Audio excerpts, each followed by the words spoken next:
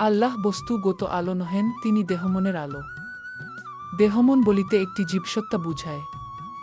মানুষ নামক শ্রেষ্ঠ উন্নত জীবসত্তা আত্মশুদ্ধি দ্বারা বস্তু নিরপেক্ষ স্বর্গীয় যে নূরে নূরান্বিত বা সমুদ্ভাসিত হইয়া উঠেন, তাহাই আল্লাহ। আল্লাহর নূরের মেছাল বা দৃষ্টান্ত হইল যেমন প্রদীপদানির মধ্যে একটি প্রদীপ। প্রদীপটি স্বচ্ছ কাচের ভিতরে উজ্জ্বল একটি তারকার মতো। আল্লাহর নূরে নূরান্বিত মানুষকে উজ্জ্বল একটি তারকার সঙ্গে তুলনা করিয়া প্রকাশ করা হইয়াছে। এই তারকা আল্লাহর আলো অর্জন করিয়াছেন বর্ধিষ্ণু একটি জয়তুন বৃক্ষ হইতে।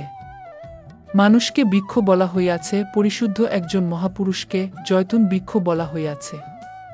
তরিকাপন্থীগণ তাহাদের ঊর্ধ্বতন পীর সাহেবগণকে সাজারা শরীফ অর্থাৎ শুদ্ধচিত্ত ভদ্রবৃক্ষ বলিয়া থাকেন। জয়তুন বৃক্ষতুল্য একজন মহাপুরুষ বর্ধিষ্ণু হইয়া থাকেন।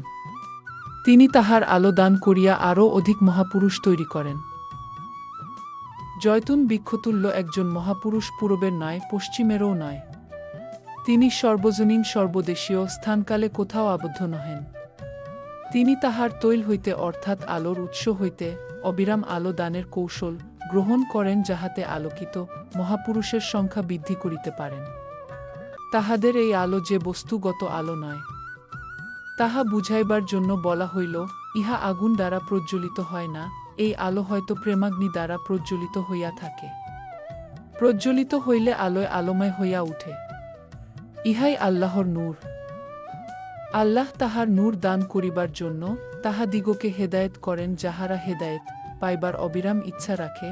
আল্লাহর নূর বিকাশের কথা যে সকল দৃষ্টান্ত দ্বারা প্রকাশ করা হইল, সেইগুলি মানুষকে আঘাত দিয়া থাকে। দৃষ্টান্তগুলি মানবীয় ভাবকে বিচূর্ণ করিয়া ফেলে, এই জন্য দৃষ্টান্তগুলিকে আঘাত বলা হইয়াছে। এই আঘাত ধৈর্যের সহিত সহ্য করিয়া শুদ্ধিকর্মে অর্থাৎ ছালাত কর্মে অগ্রসর হইলে নূরের সন্ধান পাওয়া যাইবে। এবং আল্লাহর শান এতদূর অগ্রসর যে তিনি প্রতিটি বিষয়ের সহিত জ্ঞানবান থাকেন।